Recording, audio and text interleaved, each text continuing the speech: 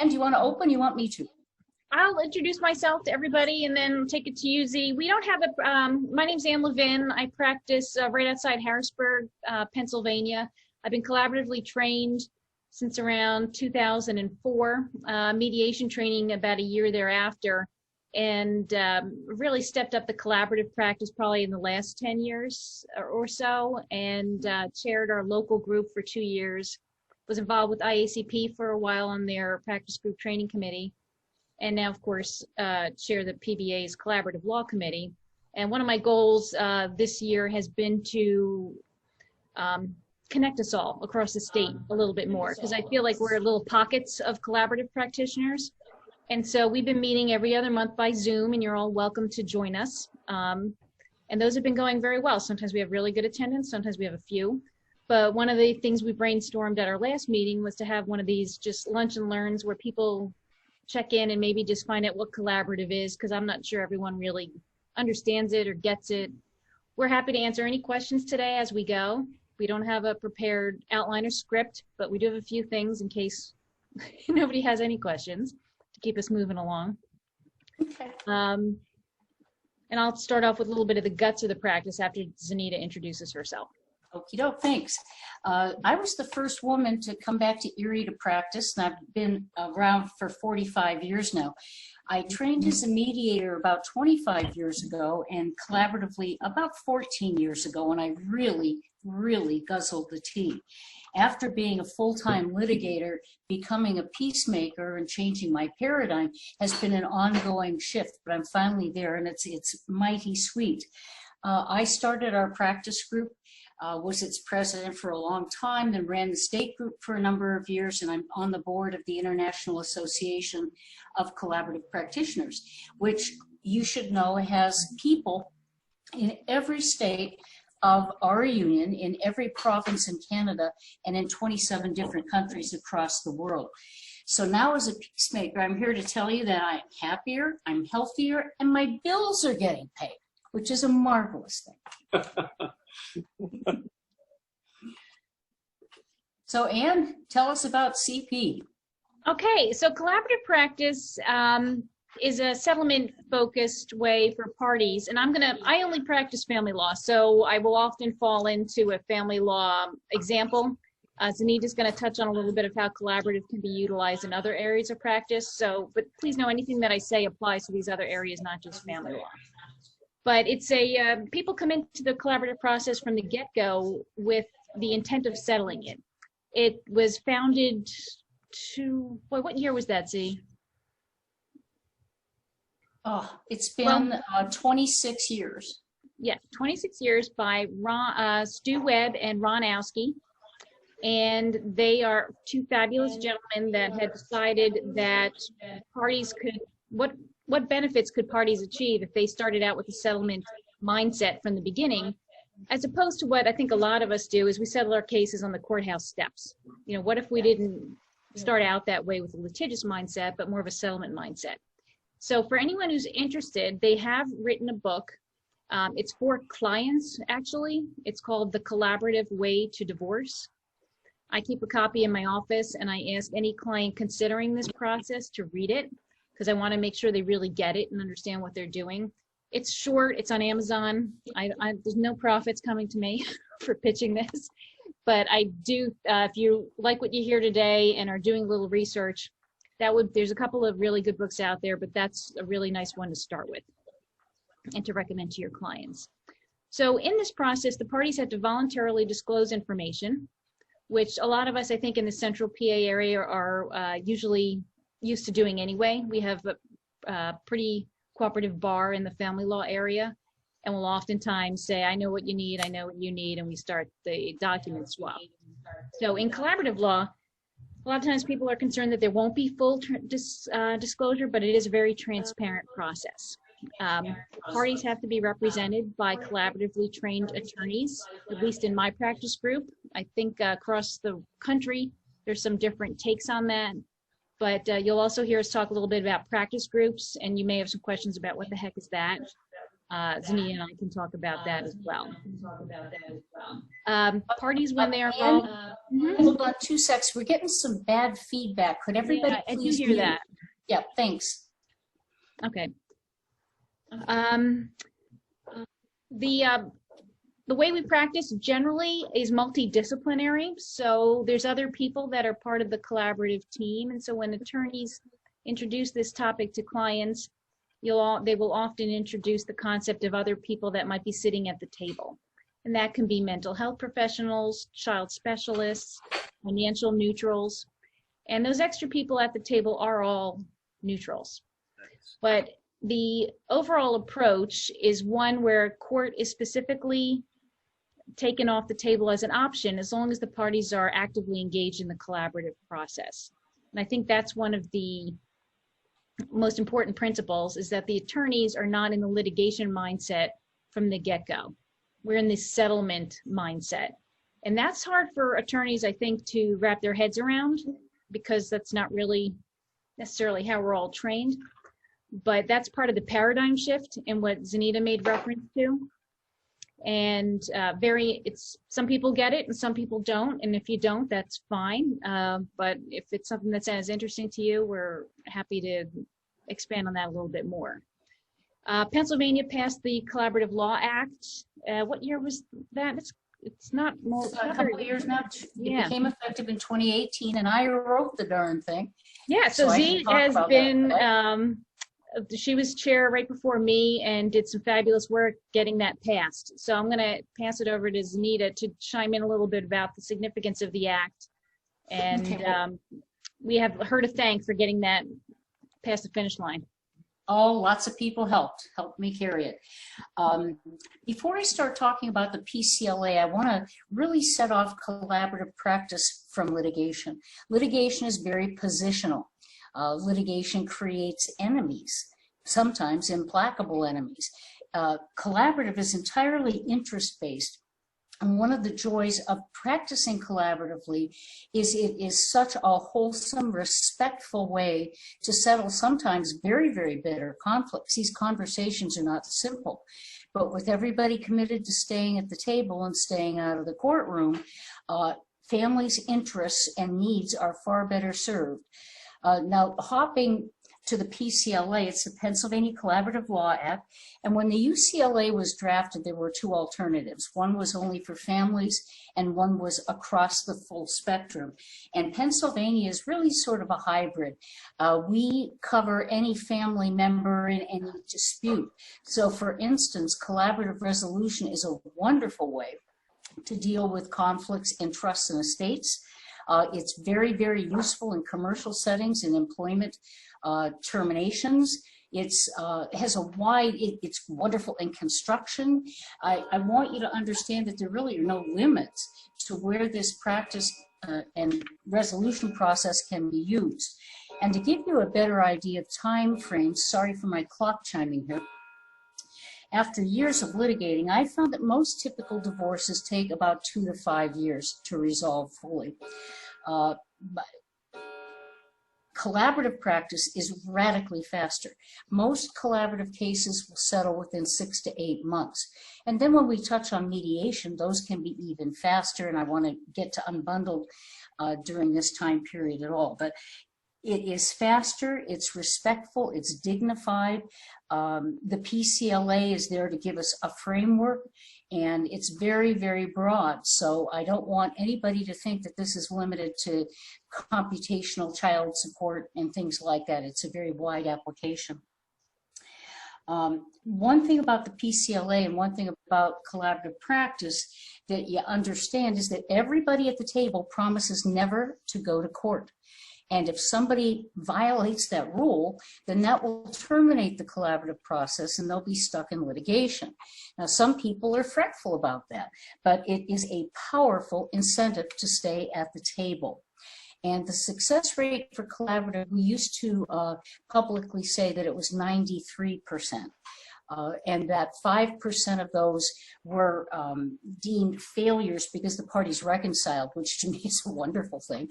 1% were what we call the 9 for 10s. If there are 9 issues, 9 settle, and the 10th comes to impasse, again, they called it a failure, but it is still 90%. And the other 1% with lack of transparency, the old, quote, Cayman Islands accounts, which are very, very rare because people that do collaborative practice and come to that table are very transparent, and you don't see that very often. Now that success rate was lowered to 86% recently because of the different gender and cultural issues all over the world. But I would still take 86% for a successful resolution rate. They've also done studies with clients asking. All right, she's on here talking if you want it. I have the video off. Oh, I'm sorry? Hello. Right, that's right. You have a different headset. I couldn't find the other one. It's the headset that I use to talk to people on. Hey, Nancy? I think that might be Nancy. I'm sorry about that. I was getting it set up for my mom, and I forgot to mute it. That's okay. That's fine. So what I was saying is that when clients were polled as to which process they preferred, collaborative won hands over whatever that saying is.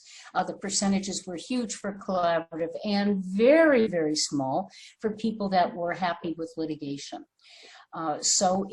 People want this kind of resolution.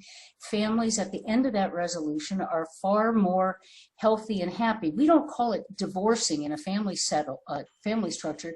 We call it restructuring a family so that there are now 2 safe, happy homes for children to be in with effective co-parenters and with healthier, happier children. So, Anne, what else would you have to say here?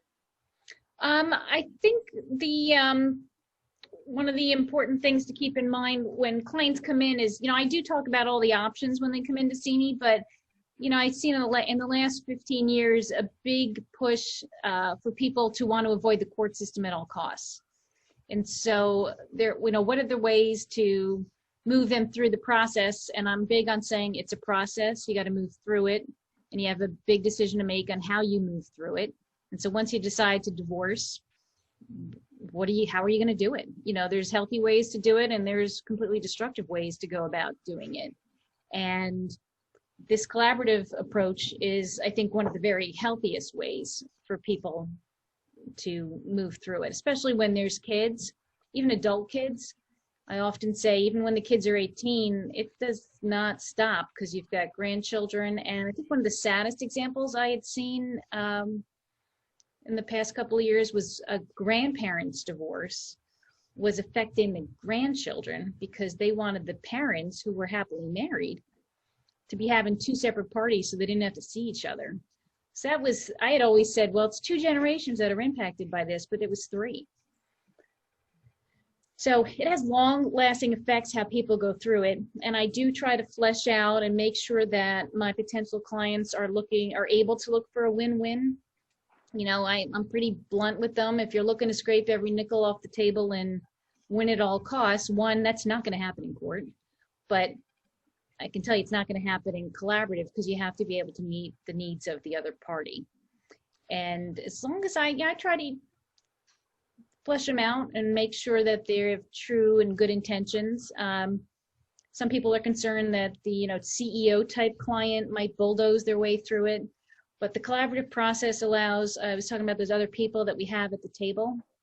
The mental health professional in particular acts as a coach. And when I first started practicing, I wasn't really into having a coach at the table because I thought, how am I going to talk my client into spending money for this? But I will now not have a collaborative case unless I have a coach involved. And people say, well, I'm already in counseling, or we did 10 years of counseling. We don't need counseling. And the analogy, which I stole from someone, is when the mental health professional is seen by a party as a counselor, they bring them the suitcase, they actually open it up, look at it, pick up this piece and that piece and say, tell me about it, and they get into the weeds on it. But when that same person is used as the coach in this process, they just help you move that suitcase across the street. It's very forward focused. It's not really getting into the past. It's really helping both parties move forward. And although I've been doing this a long time and think I have a fairly decent grasp on people and what they might be going through. I'm not a mental health professional, and there's stuff I'm going to miss. So they have helped several cases with the communication that is needed, and have, I will call it, saved cases from perhaps failure. And so that's why I'm a big proponent of having a coach at the table. Now, that's not consistent necessarily throughout the state or even in central Pennsylvania, but any person that calls me up, that's what I tell them. I want to speak for a minute about what a typical collaborative table looks like. Each of the parties is going to be represented by their specially trained collaborative lawyer. And it's fair game for clients to ask about your training, because there is specialty training. In addition to the 2 lawyers and the 2 clients, I would also always work with what I call a facilitative coach. And wherever there are children involved, whether or not those children are age 3, 18, or 39, I would typically want to work with a child specialist to at least make sure that the children's needs are being heard. I'll get back to the whole financial neutral, because I want to go on a and Nita, can I interrupt for a minute? Because I know around here, a lot of times the mental health professional, the coach, is also the child specialist. It's one and the same person. Well, that's good, but luckily I'm from a big enough community where we typically have them separately, because in some cases there may not be an identity of interest, and in some cases having them both when they agree increases exponentially their value and use at the table. And I want to talk about kids for a sec. Kids, first of all, are genetically born to love both their parents. And they've been in this wonderful protective cocoon. And when that cocoon splits, children, no matter what their age, are adversely affected. When I first started and people talked about families of origin, I was tempted to not buy it hook, line, and sinker, but now I readily admit they're right. And what family of origin issues are, if you were a child in an alcoholic household, the odds of you being an alcoholic would be huge, unless you worked really hard to get around it. Same if you grew up in an abusive household. So the real value to me in collaborative practice is being an effective role model for conflict resolution.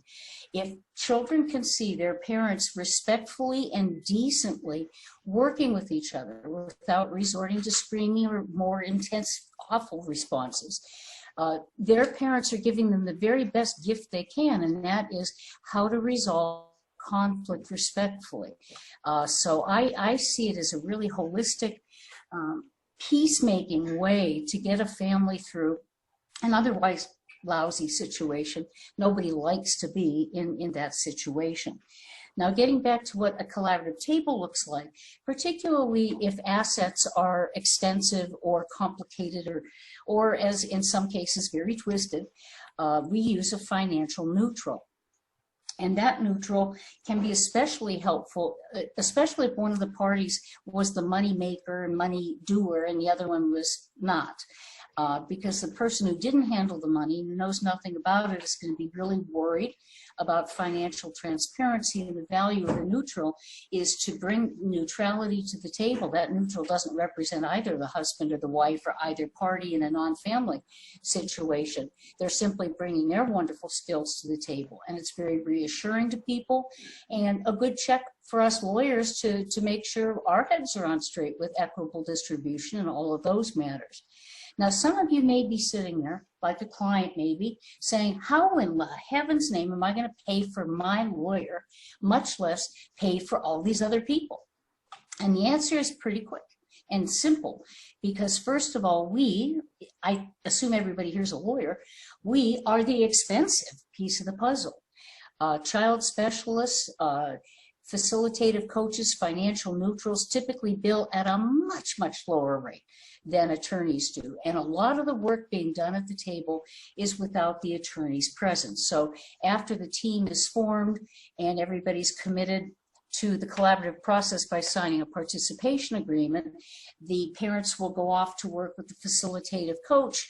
The parents and the kids will go off to work with the child specialist. Rather than having lawyers gather all of the financial information and then review and go through it. We send that to the financial neutral. She left you the cheesy sauce. Hey, Vicki, would you mind muting your screen, please? Well, at the end of the day, the point I'm trying to make is that a collaborative team is oftentimes much cheaper than even two attorneys duking it out in a courtroom. In the old days, my interrogatories and requests for production of documents were 83 pages long. And some of yours may even be more expansive. But the point is, instead of doing all that ritualized dancing and fencing in a courtroom, we all bring to the table a firm resolve to help the people in whatever conflict they may be having through in a respectful, dignified, cheaper, and faster manner. And I wasn't kidding when I said bills get paid. In litigation, even if your client won, that doesn't mean your client was happy. And I don't know about you, maybe you were better with your receivables than I was. But there were times when my client, the blatant, marvelous winner, stuck me for a bill. That simply doesn't happen at a peacemaking table, which to me is a great benefit. I don't mean to sound venal and into money, but I want you to understand it. It brings a flavor, different flavor to the table. I'll just comment on a few things there. The financial neutral, I don't use them in every case. I did have a collaborative case where each side wanted their own financial person, and it didn't work out. I mean, we ended up settling, but it was very ugly.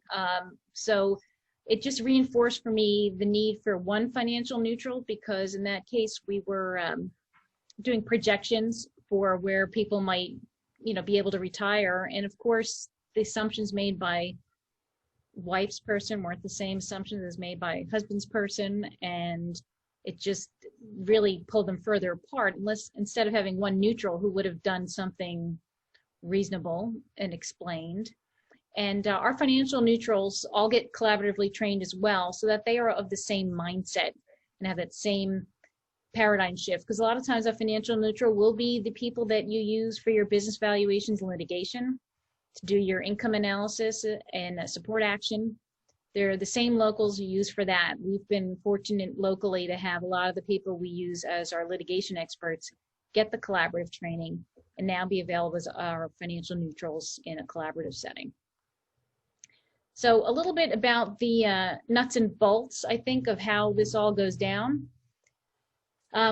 Client comes to see me. I explain the process options. They like the idea of it, and then they go home and pitch it to their spouse.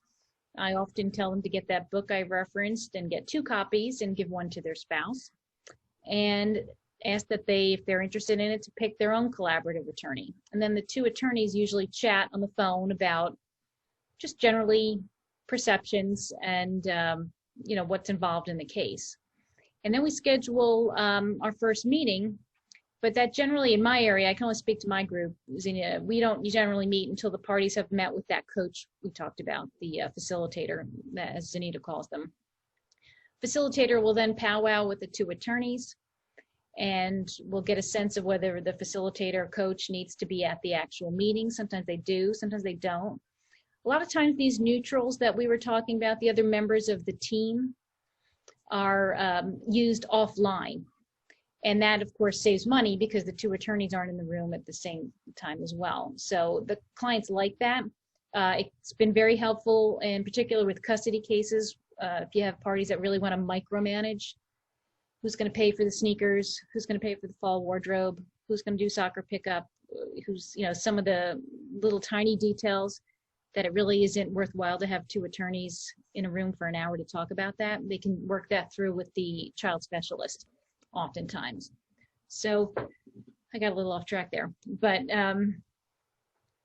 that the logistics are, we have that, and then we have this meeting, and the meetings are all, we follow an agenda. So we don't just show up guessing what we're going to be chatting about. We know ahead of time what everyone's prepared to talk about the same stuff.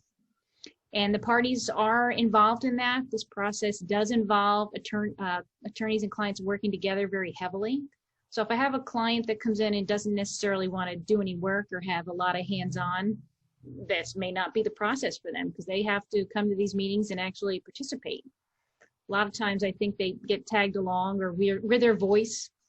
Collaborative law involves us empowering our clients to have their own voice. We're there for them, and we prep them before the meetings. There's a lot of prep going on before these meetings. We don't just all show up outside Zanita's office and say, let's go and see how it is. We prep both before and we debrief after the fact. And there's homework. Clients have homework when they leave these meetings, and then minutes are generated after each meeting. And we take turns spreading the fee for that between counsel, and clients get those, and they know what their homework is. It's spelled out for them. And I found clients very responsive to it. You know, a lot of times they're very good at getting their homework done. And that's part of it that involves them rolling up their sleeves and gathering stuff, which again is a cost-effective way for them to move forward. Is that generally how your practice group moves along through it, Zanita? Yep. And we also use something called a cost inflators list that's given out right at the very beginning. And it's what not to do in a collaborative case if you want to have a less expensive, more holistic product. So don't argue about who gets the cookbook. Don't argue about this, that, or the other thing. And keeping people really focused on their interests and goals. What I always do is get an 8x10 color picture of children, and it's on the outside of my file. And my file's on the desk all the time with the kid's picture. I will request the clients bring in photographs of their children if it's a family case, so that everybody stays focused on what's really important at the table. I don't know what happened in other counties, but in Erie, with the exception of one judge, every judge would bring the children back in chambers for an in-camera examination.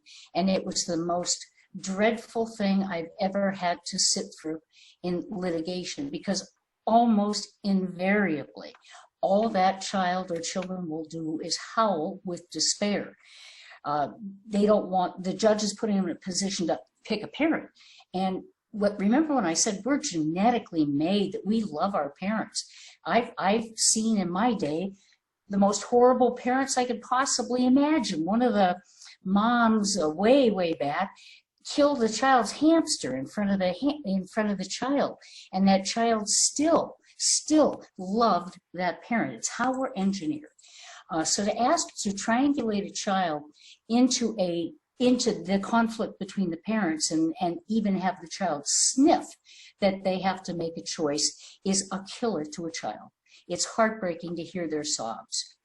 And as I said, one of our judges simply will not bring a child in, but because it remains one of the elements of the Custody Act, all the other judges will. So this is just the best way to keep the children out of the conflict, to make sure they're okay, to make sure they get through it in one piece. There's nothing better for the family than this, in my opinion. You're talking about interest in what's most important to them. And that is one of the things we tackle very early on, generally not the first meeting, but oftentimes the second meeting.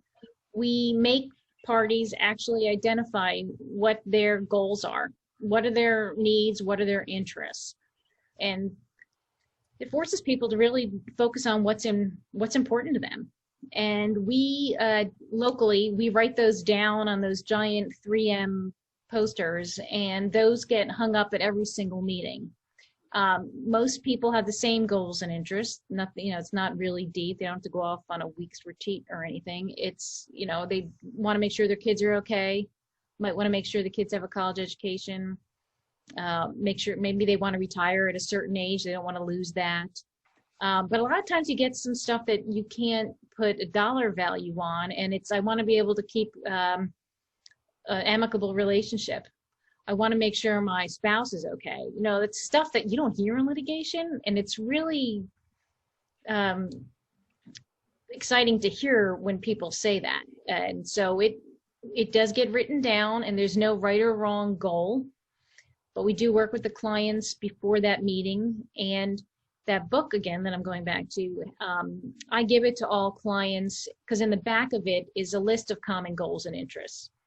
Again, people don't need to reinvent the wheel, but I ask them to find the 5 or 10 that are the most important to them. And then when we're in the process and we get down to, you know, talking turkey and deciding how we're going to split up the pie and the pot and share time with the kids, people get positional, because I think it's just natural for them to fall back into those tendencies. We turn to that sign on the wall where all their goals and interests are. And we don't type them up. They're written in whatever kind of scratchy handwriting. I try not to pick that job on that day. I usually like to do the minutes on that day. But they get hung up there, and we carry them back and forth to each other's offices when we go back and we have these meetings. So when people get stuck, it's important for them to realize what their main goal was. And then you call them out. Like, were you making it up? You know, was that really not your most important goal? Because the options on the table kind of meet those goals. So that's a very important exercise, and we do spend a good hour or more on that. Some people, it might be a little too touchy-feely and they have to be vulnerable, but hopefully they've identified that ahead of time and realized they're up for the challenge, or they're not. When I see a client, I will invariably ask them, what's the most important thing in the world to you? And if they have children, that answer is always the children. And then I say, and if I had your spouse in the other chair in front of me or around the table, and I ask them the same question, what would they say? And in 98.5% of cases, they will say the children. So that's a good way to establish the significance and unanimity of interest right at the outset. And that's what keeps them focused when we hit bumps in meetings. Want to talk about the orange example for a sec. A couple, hypothetical couple, able to sort through everything in a very complex case, but they got down to the orange tree and the orange production, and they were at impasse. And they both wanted the oranges, and by God, if they didn't get the oranges, they were going to leave the table, et cetera, et cetera. With the skilled help of the collaborative team, we found out that the interests were, the wife wanted the rind to make sugared rinds to sell. The husband wanted the juice for juice production. So as soon as you can figure out what's really driving the conflict, get underneath it, find out what it is, then it's much easier to solve. The other thing that I really want to get in before our time runs out is I've never had the ability to engage in a practice that was so transformational, and I mean that from the heart. Collaborative work allows people to extend apologies, to offer forgiveness, to make choices that will sometimes make you weep at a table. In one of my cases, the husband was a big wage earner. My client was not a shabby wage earner, librarian, and my client found out that the husband was having an affair. And then it turned out that she found out that the husband had been having a string of affairs, and it was very, very painful. And then the worst thing was he gave her that awful STD that gives you cancer and you die from it. So we really talk about this stuff at a table. And hi, Judge. It's good to see you. Hello, hello. Hello, welcome. Thank you. And at the last meeting, oftentimes we'll ask people, do they have any last words? What would they like to do? And my client, with the most heartbreaking sincerity, forgave her husband for all of that stuff. And that never happens in a litigation case. It's not likely to happen in a mediation case. But at a collaborative table with good, trained, skilled people working with a family, whether it's a family or employer, whoever, remember, we can talk more about that. You get such wonderful resolutions of conflict. We've had second generations come back to the collaborative table, and you don't just do collaborative and then decide to litigate. If you have a bump, you agree to come back to the collaborative table. And it's been a very, very effective method of resolution that allows people hope. Maybe someday you'll see me give my dog and pony show about hope and how important hope is to resolving conflict, and particularly family conflict. We give people hope at a collaborative table. I believe that, and we give them the power to move forward and to confidently have a newer and better life. So that's why I'm a peacemaker. Well, and to comment on your orange example, which I use a lot with the clients, because it really does, people like the light bulb goes off when they hear that. Because the difference between, I think, some of the collaborative and litigation cases is in litigation, generally you're not asking why. It's like, you want to keep the house? Good, it's on my list. You want to keep your retirement? It's on my list. Don't usually ask why you want to. And if we did, we might find that there's more than one solution. So that's like a fantastic example because it's very simple, but the why is something I think we all need to be asking a little bit more in all areas, whether you choose the collaborative process or something else. It really helps get clients focused. So you mentioned mediation, and Zanita, I think we should talk for a few minutes about how collaborative is different than mediation. About it. And I have a little chart that I use. You probably have seen it too, Zanita. It's about the communication patterns. In collaborative, we are all at the table at the same time. The attorneys are at the same table with the clients at every single meeting. And then you can decide what additional financial neutral or coach you may want to have join you. In mediation, at least around here, and I think it's a good thing, when I have clients who want to engage in that, they go on their own. The attorneys don't generally join them at the table, and sometimes they find that a little scary, but I say, look, there's more personality in the room, and you've got enough personality with just you and your spouse. You don't necessarily need me and opposing counsel in the room too. So the only problem with that can be if it's that old game of telephone. You know, my client calls me up after a mediation session and says, it went great, we settled. And then I check with the other side, say, are we ready to draft an agreement? And they're like, no, that was terrible. You know, my client thinks the terms were ABC and mine's at XYZ. So you don't always hear the same thing and the clients aren't digesting it the same way. I'm all for mediation. I am a mediator, so I love doing them. But I think collaborative, as far as being more whole picture, big picture, and all the benefits you can get from it, is a better option for some folks, but in some cases it's not what they pick, and that's fine. But I think that's one of the major differences is we're not all in the room at the same time and not all part of the decision-making process. And it's needs-based and interest-based, but not the same approach as collaborative law. Sunita, you do mediations as well. Yep, I'm a mediator. I've been a mediator longer than collaborative.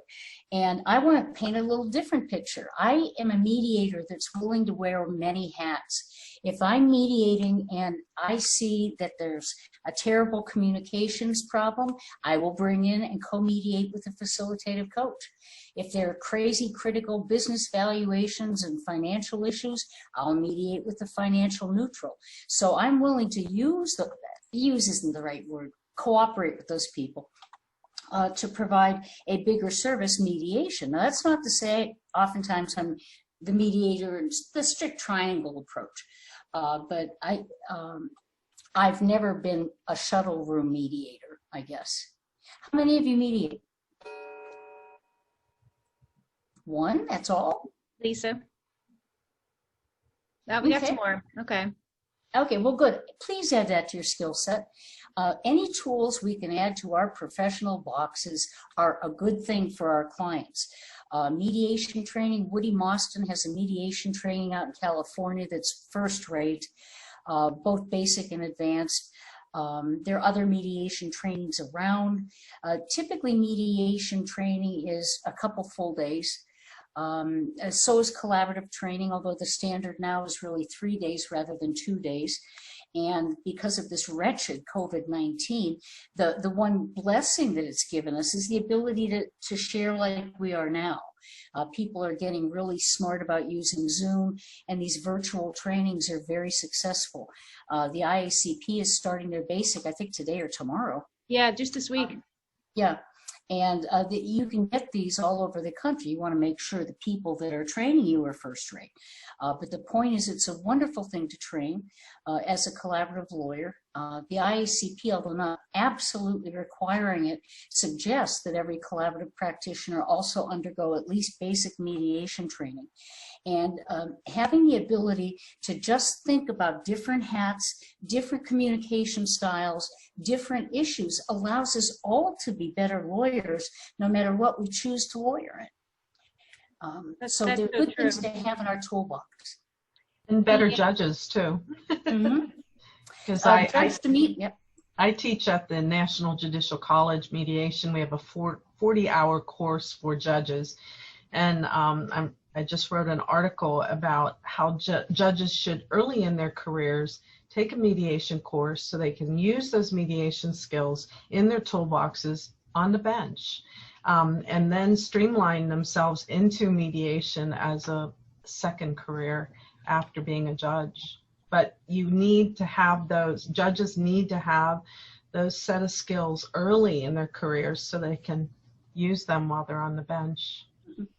I agree. I've found my ADR training so helpful in my litigation world, which I would love to step away from entirely, but that has not happened yet.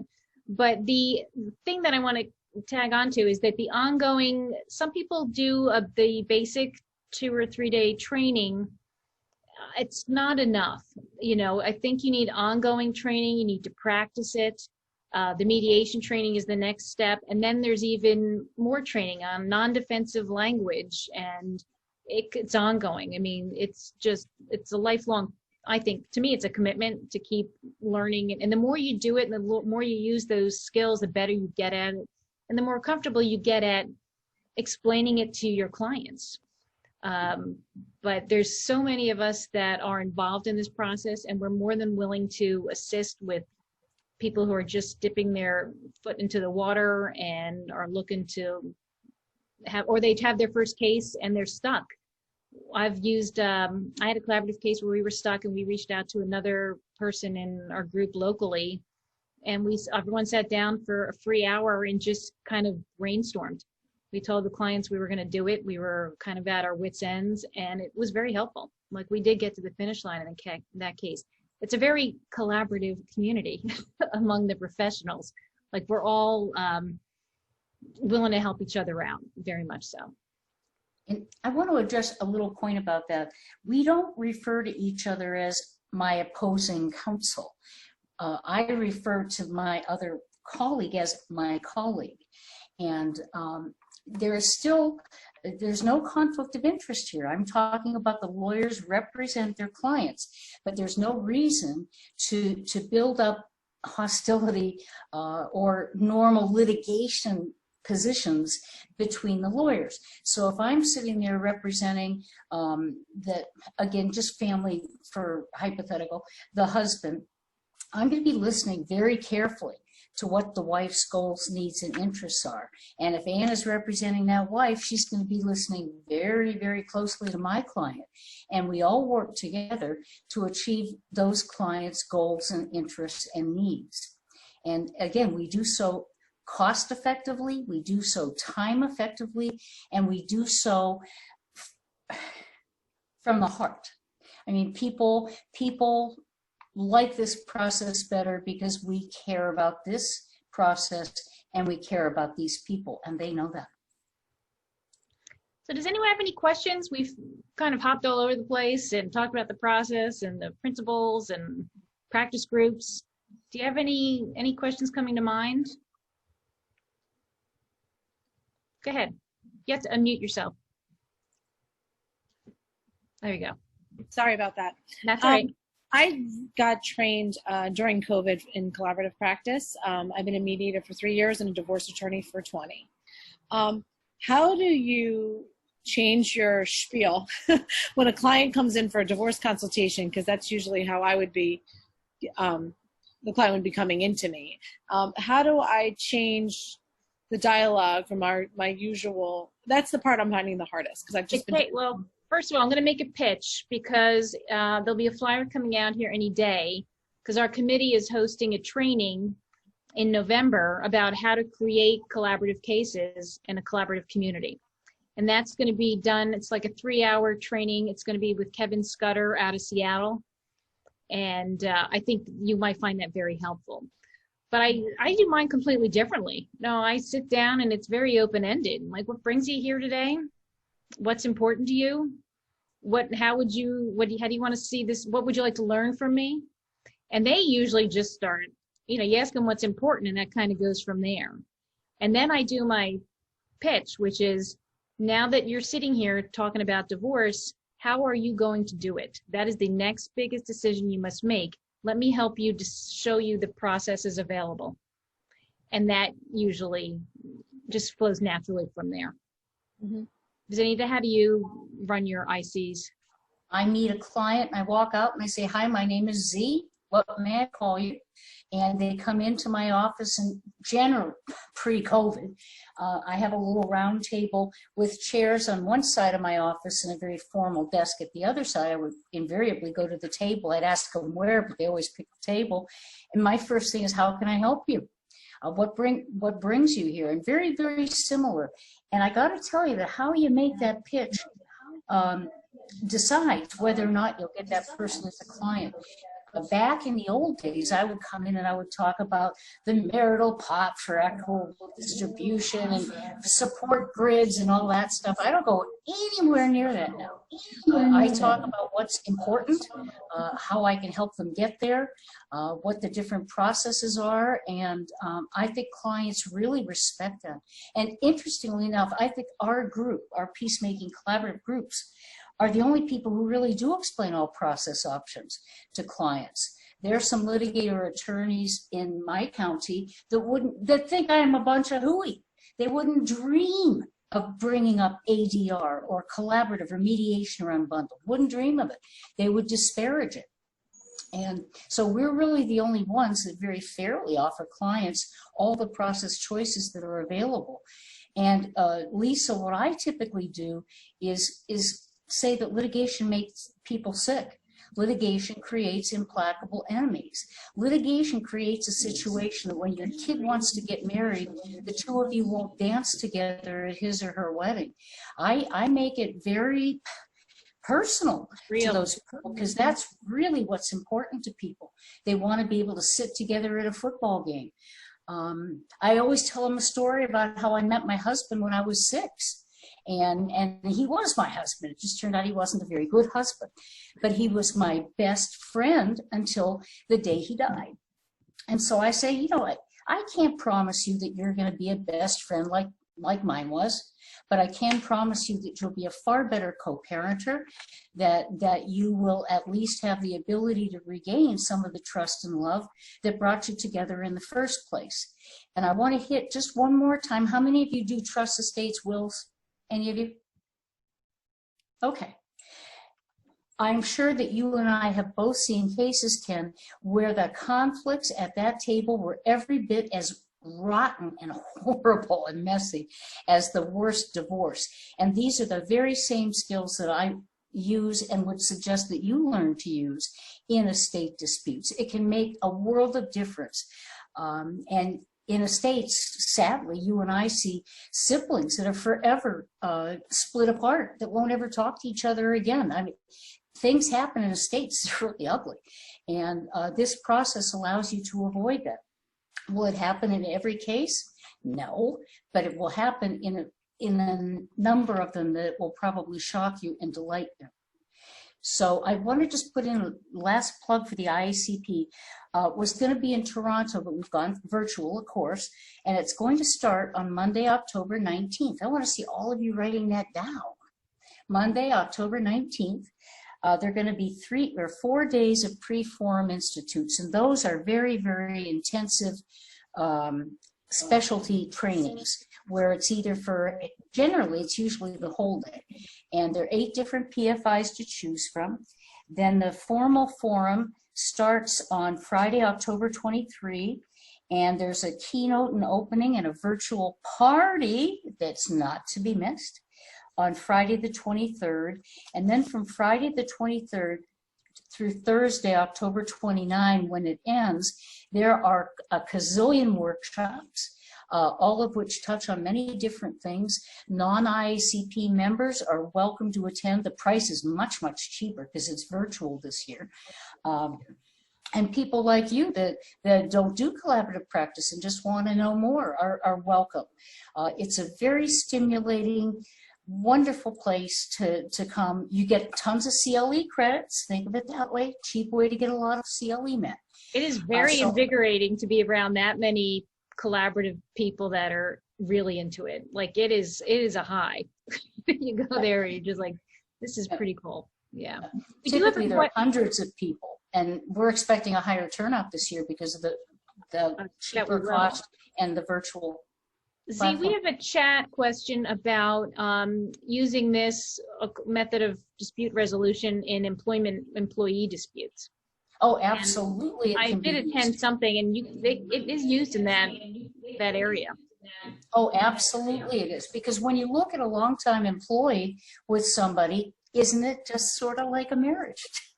You know, for a lot of employment situations. And if you can bring that interest-based negotiation to an employment dispute table, you're going to get much farther, end up without the horrible hostility that happens, and it's cheaper and faster. Why wouldn't you do it? I've seen it used in contract disputes. Interestingly enough, it's used in med-mal cases, I want to say in North Carolina. And they have a program where med-mals are done collaboratively and with full transparency, and people end up with good results. I mean, everybody ends up with a good result. I did not know that. So it's a fabulous program. I have a, can I ask a question not unlike the question that Lisa had? And that is this. I have a client who has retained me once the collaborative process, but at the same time, she and her husband aren't even anywhere near to discussing divorce. They're separated. He has a perception of what's happening, but she has no desire to go to court, but she has no desire to initiate divorce discussions at this time. But she wants advice from me. And part of the reason why she retained me is that she knows I'm trained collaboratively, number one. And two, the referral to me came from someone with who I represented in litigation, but I used every principle of collaboration that I could in that process. So that client was happy. She referred this new client to me, my new client wants what she wants collaborative, but right now my role is essentially I'm educating her in the way I would educate a litigation client. I've yet to have anybody ever come to me, and a client that is, and say, my husband and I want the collaborative process, and I want you. I've been referred in collaborative cases from when people are in mediation and the referral comes in, you want this woman because she's trained and she can represent you. But just like Lisa, I have this mechanical problem with the current case that I have because I'm not doing anything collaborative right now, but I am advising her. So how do I don't know that I'm going to answer your question exactly, so tell me if I'm off track. But when I have someone who comes to see me and they're not sure, but then they decide to, you got to get off, we got to do something here. I have a letter I send to the other spouse saying, hey, it's a very nice letter, not threatening. I've been retained to represent your spouse. She wishes to have a divorce. She would like to do this in a collaborative approach. Here's some literature on what collaborative law is. Here's a list of local collaborative practitioners. I urge you to seek one out to get advice. But if we do not hear from you by X date, then we'll have to resort to more traditional route of moving forward. That's gotten them almost every time, because when when they're alternative litigation, they usually bail. And we're not certain whether the other person has actually consulted informally with a lawyer. We know that sophisticated clients do that.